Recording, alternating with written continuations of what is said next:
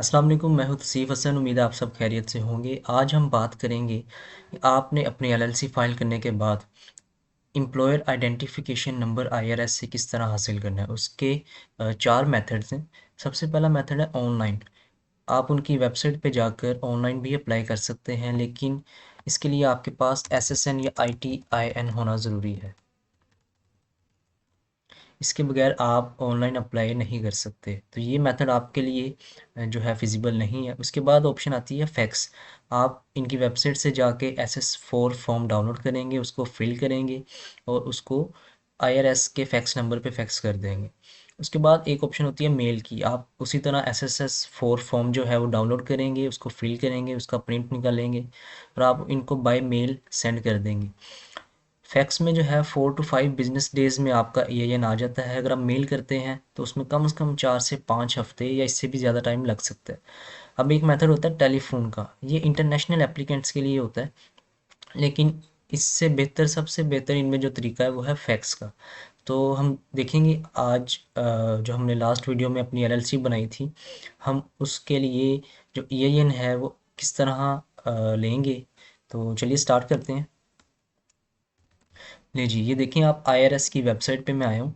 यहाँ पे how to apply for EIN में आप देखेंगे अप्लाई ऑनलाइन भी मैं कर सकता हूँ, लेकिन ये सिर्फ उन लोगों के लिए है जिनके पास SSN नंबर या ITIN नंबर होता है।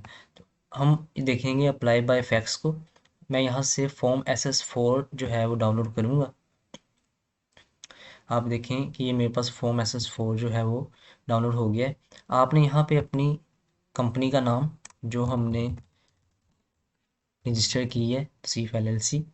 उसके बाद मेलिंग एड्रेस जो हमने एड्रेस अपना परचेज़ किया था। उसके बाद सिटी, स्टेट और ज़िप कोड। शेरिडन हमारी सिटी थी, स्टेट हमारी व्योमिंग थी, 82801 हमारा ज़िप कोड। उसके बाद काउंटी, यहाँ पे लिखेंगे शेरिडन काउंटी, शेरिडन काउंटी। इसी तरह अगर आप किसी भी डिफरेंट स्टेट में जो है वो अपनी LLC फॉर्म कर रहे हैं, आपने गूगल पे जाके सर्च कर लेना है Sheridan Wyoming county, Sheridan Wyoming county. ये आपको बता देगा कि मेरी जो है एड्रेस वो शेरिडन काउंटी में आती है। इसी तरह अगर आप किसी भी डिफरेंट स्टेट में कर रहे हैं, डिफरेंट एड्रेस में कर रहे हैं, तो आपने उस एड्रेस की जो काउंटी है वो चेक कर लेनी है, वो यहाँ पे लिख देनी। उसके बाद नेम ऑफ रिस्पॉन्सिबल पार्टी, जो आपके LLC का ओनर है, आपने उसका नाम यहाँ पे एंटर कर देना। अब SSN, ITIN और EIN नंबर। अब अगर आप किसी डिफरेंट कंट्री से हैं, मैं जिस तरह पाकिस्तान से हूँ, तो मैं यहाँ पे फ़ौरन लिख दूँगा, फ़ौरन, क्योंकि मेरे पास ना SSN, ना ITIN, ना EIN नंबर है। EIN के लिए मैं अप्लाई कर रहा हूँ। अब उसके बाद ये आपसे पूछेगा is this application for a limited liability company और अ फॉरेन इक्विवेलेंट। यस, आपने इसको क्लिक कर देना है। उसके बाद if 8A is yes, enter the number of LLC member. अब LLC मेंबर आप, क्योंकि खुद एक अकेले ओनर है, अगर आपने अपनी LLC में किसी को डिफरेंट ऑर्गेनाइजर्स ऐड नहीं किए, तो आप यहाँ पे 1 लिख देंगे।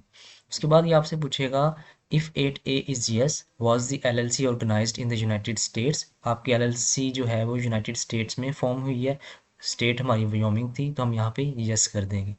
उसके बाद ये आपसे पूछेगा आपकी जो एंटिटी है वो किस टाइप की है। आप यहाँ पे देखें, अगर sole proprietor, partnership, corporation, personal service, church, other non profit. अब यहाँ पे आपने सेलेक्ट करना है अदर, स्पेसिफाई, और यहाँ पे आपने लिख देना है foreign owned disregarded entity.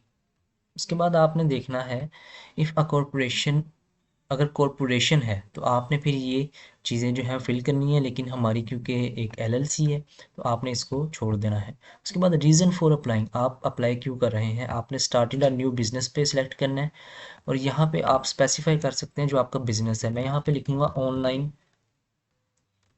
Business. उसके बाद आप आएंगे नेक्स्ट के ऊपर, डेट बिजनेस स्टार्टेड। आपकी जो LLC है वो किस डेट को स्टार्ट हुई, वो आप जब आर्टिकल्स ऑफ ऑर्गेनाइजेशन पे आपकी जो डेट थी या जिस डेट को आपने LLC फाइल की थी, आप यहाँ पे वो लिख देंगे। मैं यहाँ पे 31 जनवरी 2024 एंटर कर देता हूँ। Closing month of accounting year, यहाँ पे आपने दिसंबर ही लिखना है। उसके बाद एग्रीकल्चरल में आपने 0 लिखना है, हाउस होल्ड में 0 लिखना है, अदर में आपने 0 लिखना है, क्योंकि अभी आप नई एलएलसी स्टार्ट कर रहे हैं, क्योंकि अभी आपने कोई एम्प्लॉय रखा नहीं होगा, या आपको आइडिया नहीं है कि आप कितने एम्प्लॉयज़ रखेंगे, तो आपने यहाँ पे 0 0 कर देना है, 14 को आपने ऐसे ही रहने देना है।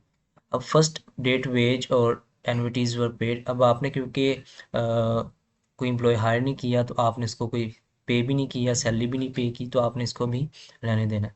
उसके बाद ये आपसे पूछेगा check one box that describe the principal activity of your business. अब इनमें से अगर आपका कोई बिजनेस है तो आपने उसको सिलेक्ट कर लेना है, अगर नहीं है तो आपने अदर स्पेसिफाई के ऊपर करके उसको डिटेल में लिख देना है। एक चीज़ ये 15 में हम लिखेंगे नोट एप्लीकेबल, क्योंकि हमने अभी हम श्योर नहीं है इस बारे में, ना हमने कोई वेज पे की है, तो आप यहाँ पे नोट एप्लीकेबल लिखेंगे, अदर स्पेसिफाई में जाके आप लिख देंगे ऑनलाइन बिजनेस, या आप अगर अमेजोन कर रहे हैं अमेजोन लिख दें, अगर आप शॉपिफाई कर रहे हैं तो शॉपिफाई लिख दें। मैं यहाँ पे ऑनलाइन बिजनेस की बजाय ऑनलाइन सर्विसेज लिख देता हूँ, कि मैं सर्विसेज प्रोवाइड कर रहा हूँ।